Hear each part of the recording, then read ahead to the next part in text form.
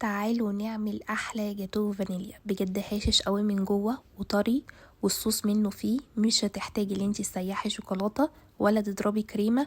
مكونات بسيطه موجوده في كل بيت، بيضتين على كوبايه دقيق على كوبايه زيت على كوبايه لبن، هتعملي احلى نص دسة جاتوه ومش هتشتري جاتوه من بره تاني. تعالوا نشوف عملنا ازاي. هتجيبي بقى الكاتش ماشين بتاعتك او الخلاط حسب المتوفر عندك، وهتجيبي كوبايه تستعمليها في المعيار كله. ده هيسهل عليكي الوصفه وهتطلع معاكي ناجحه 100%. المقادير دي يا جماعه مظبوطه جدا.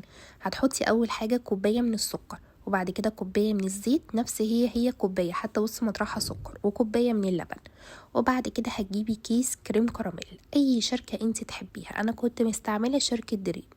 وبعد كده نقطتين من الفانيليا، وارفعي لي ده بقى كله على الخلاط لمدة 10 دقايق. وانتي بقى بتضربي في الاول هتحسي ان الخليط سايل معاكي، لكن كل ما تضربي كل ما القوام هيتقل معاكي. يعني افصلي وشغلي لغاية ما يبقى قوام معاكي شبه الحليب المكثف كده بالظبط. بجد الصوص ده حلو قوي، وانا قررت ان انا استعمله في حاجات تانية غير الكيك اساسا، يعني ممكن استعمله واحطه على اي حاجة تانية.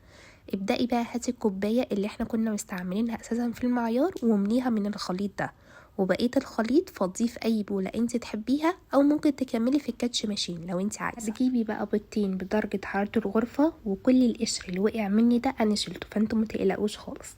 انا محطتش فانيليا عشان احنا طبعا حاطين فانيليا في الاول، فخلاص ما تحطيش تاني. اضربي بقى الخليط ده كويس جدا، وبعد كده انزلي بمعلقة صغيرة من الخل ورشة من الملح بسيطة جدا، وكوباية من الدقيق نفس الكوباية اللي احنا مستعملينها في المعيار كله، ومعلقة كبيرة من البيكنج باودر. وقلبي بقى خليط الكيكة ده، مش هيحتاج حتى نقطة لبن. بجد طالع خليط كيكة ممتاز ومظبوط جدا. المقادير دي والله مظبوطة، جربوها وادعولي. هتجيبي بقى اي بايركس تدهنيه زبدة، انا بدهن زبدة بس، هجربوها. هيطلع كيك بيتحرك اساسا من الفرن.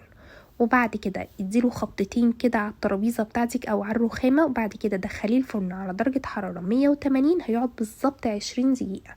طلعيه بقى، حطي عليه الصوص اللي احنا كنا راكنينه على جنب، سويه كويس جدا. والخطوه اللي جايه دي اختياريه، ممكن تحطي الكراميل اللي بيبقى في علبه الكريم كراميل على طول، لكن انا كان عندي كراميل كده جاهز وشوكولاته سايحه، فحطيت خط من ده وخط من ده، وبعد كده رحت عاملاها بالخله فاداني شكل الجاتوه اللي بره. فانت لو حابه ان انت تحطي الكراميل خلاص على الوش وحطيه. قطعيه بقى شبه الجاتوه، انا قطعته بالطول وبعد كده قطعته على 3، وبعد كده بقى هتطلعيه هتلاقيه شبه الجاتوه بتاع بره جدا. وداعا للجاتوه الجاهز يا جماعه، بجد حلو قوي وسهل قوي وبسيط، لازم تجربوه. اشوفكم بخير الفيديو الجاي، سلام عليكم.